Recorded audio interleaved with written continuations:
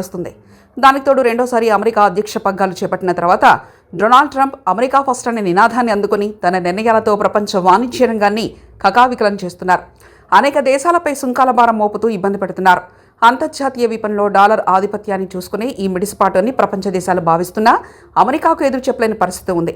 కానీ ఎట్టకేలకు అమెరికా పెత్తనానికి గుత్తాధిపత్యానికి చెక్ పెట్టేందుకు BRICS Brazil, Russia, India, China, దక్షిణాఫ్రికాతో సహా 11 దేశాలు ముగింపు పలకాలని గట్టిగా నిర్ణయించుకున్నాయి. ముఖ్యంగా ఏడాది భారత్ ఆతిథ్యం ఇవ్వనున్న బ్రిక్స్ సమ్మిట్లో తుదిరూపు సంతరించుకోనున్న డిజిటల్ పేమెంట్ సిస్టమ్ ఒక సంచలనంగా కానుందని మార్కెట్ నిపుణులు విశ్లేషిస్తున్నాయి. ఇది కేవలం కొత్త కరెన్సీ కాదు, ఒక కొత్త వ్యవస్థ.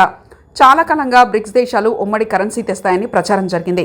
కానీ చైనా, యువాన్ ఆధిపత్యం పెరుగుతుందన్న భయం, దేశాల మధ్య ఆర్థిక అసమానతల వల్ల అది సాధ్యం కాలేదు.